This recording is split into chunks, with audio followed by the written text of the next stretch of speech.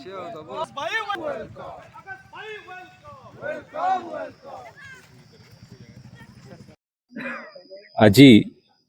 पाटरंगा पंचायत ठारे वृक्षरोपण कार्यक्रम शुभारंभ कराई आप समस्ते देखुवे उपलब्धि करुवे विगत किछि दिन है जो भाव में समग्र विश्व में परिवेश प्रदूषण बढ़ी बढ़ी चली आम उपलब्धि करुचु ओडिशा रे कहतु भारत वर्ष कहतु जो भाव में तापमात्रा वृद्धि पाउछि जो भाव में गरम रे समस्त जनसाधारण को जीवजंतु को कलबल होचंती समस्ते ये गोटे मूल उद्देश्य है मूल कारण है जे गछ दिनक दिन कटि कटि जाउछि विभिन्न कारणरू गछ को आमे रक्षा करि पारु नाहंती एवं जो भाव में गछ कटा जाउछि ताठारु अधिक गछ किभଳି भाव में आमे लगै परिबा एवं आगामी कालीर भविष्य ये पृथ्वी को बंचेबा से उद्देश्य रे ये वृक्षरोपण कार्यक्रम एवं कोरी रे निर्वाचन मंडली रे आपण जानिछन्ती जे विगत किछि वर्ष धरि आमे जो भाव में सुंदर सबुज कोरी अभियान आरंभ करुचु एवं प्रत्येक वर्ष लक्ष लक्ष वृक्ष आम बंटन करूँ वृक्षरोपण करूँ। आज ये कार्यक्रमटी सरकार तरफ जंगल विभाग तरफ तो मिलित उद्यम ये कार्यक्रमटी पाटरंगा पंचायत जोटा कि आमर कोरी निर्वाचन मंडली क्लीन एंड ग्रीन पंचायत भाव में पुरस्कृत होती आमर सरपंच अच्छा सान भाई रंजन सी पुरस्कार पाई राज्य सरकार निकटर वार्ता देवाक चाहूँ जे आगामी दिन में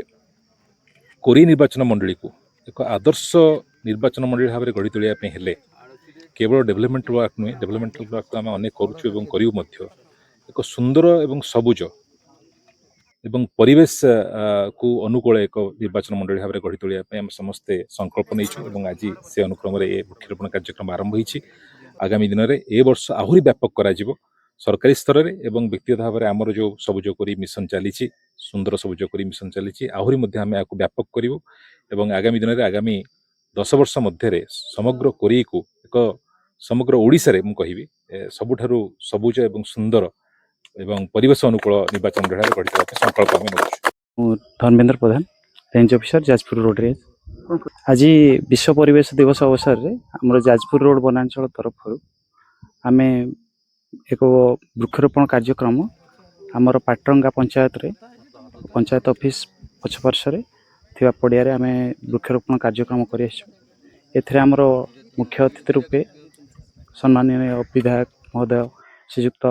आकाश दास नायक महोदय तथा आमर ADM Kalinganagar RO SPCB Jajpur एवं एडिशनल तहसीलदार व्यासनगर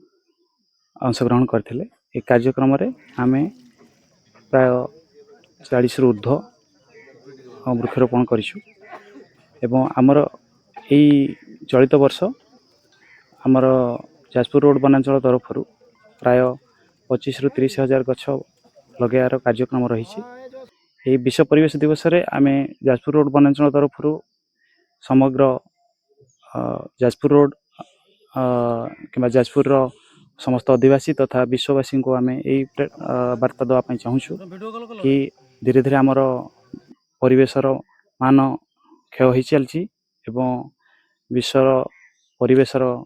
अवस्था अति जटिल होगा जाऊँगी तेणु यही परिप्रेक्षी रे आमे समस्ते यथासंभव वृक्षरोपण करिया उचित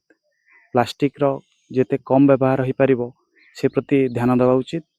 तथा आमर वायु प्रदूषण जल प्रदूषण यही सब को रोकबार आमर समय आसी तेणु ये सब को नहीं आमे एक वार्ता समस्त विश्ववासी को देवाई चाहूँ।